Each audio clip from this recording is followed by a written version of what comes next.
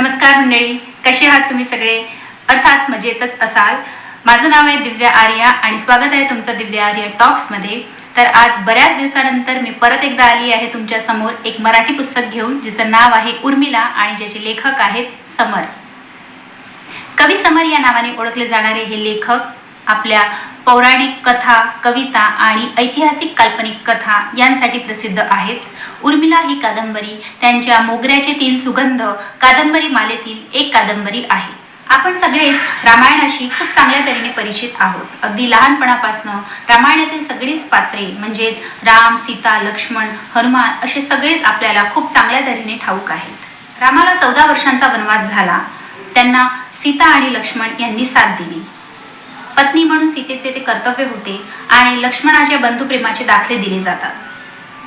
पण इतक्या वर्षात वेगवेगळ्या माध्यमातून रामायण बघत असताना, वाचत असताना कधीच हे लक्षात येत नाही की बंधुप्रेमाखातर वनवासात गेलेल्या लक्ष्मणाच्या पत्नीचं अर्थात उर्मिलेचं आयुष्य कसं होतं. रामाच्या वनवासाशी प्रत्यक्ष संबंध नसताना उर्मिलेला घडणाऱ्या 14 वर्षांच्या एकांतवासाची, तिच्या संपूर्ण आयुष्याची, भावविश्वाची कथा सांगणारी ही कादंबरी म्हणूनच विशेष ठरते. सीतेची सख्खी बहीण असलेल्या उर्मिलेचं सीतेच्या स्वयंवरानंतर अगदी अनपेक्षित आणि अचानकपणे श्रीरामांचा भाऊ लक्ष्मणासोबत विवाह होतो. तिची स्वतःची स्वप्न, अपेक्षा कोणी विचारत नाही आणि उर्मिला सुद्धा लक्ष्मणांचा सहज स्वीकार करते.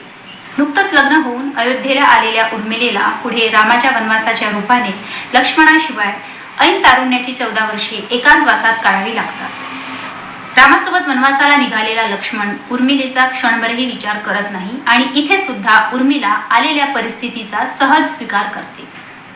तिचा मनस्ताप, तिचं दुःख, तिच्या वेदना कोणालाही न सांगता उर्मिला हा राजप्रासादातला वनवास भोगते. एकंदरीत राम आणि सीता यांच्या आयुष्यात घडणाऱ्या घटनांमुळे उर्मिलेच्या आयुष्याला कलाटणी मिळत जाते. तिच्या या 14 वर्षाच्या खडतर एकांतवासाची, राम आणि लक्ष्मण अयोध्येत आल्यानंतर लक्ष्मणासोबत झालेल्या सुखी संसाराची आणि त्यानंतर तिच्या पुढच्या आयुष्याची पूर्ण कथा सांगणारी ही कादंबरी आहे. रावणाचा वध केल्यानंतर राम जेव्हा अयोध्येत येतात त्यानंतर काय होते याबद्दल मला फारसं ठाऊक नव्हतं, पण उर्मिलेच्या निमित्ताने रामायणातील उत्तरार्ध सुद्धा कळतो. रामायणातील सीतेचं पावित्र्य, त्याग जितकं महत्वाचं आहे तितकंच उर्मिलेचा सुद्धा आहे. पण उर्मिलेला कायम दुर्लक्षित करण्यात आलं. सीतेला जे देवत्व आणि महत्व प्राप्त झालं ते उर्मिलेला झालं नाही. तर हाच या कादंबरीचा सारांश आहे. पौराणिक कथा असली तरी कादंबरीची भाषा क्लिष्ट बिलकुल नाहीये.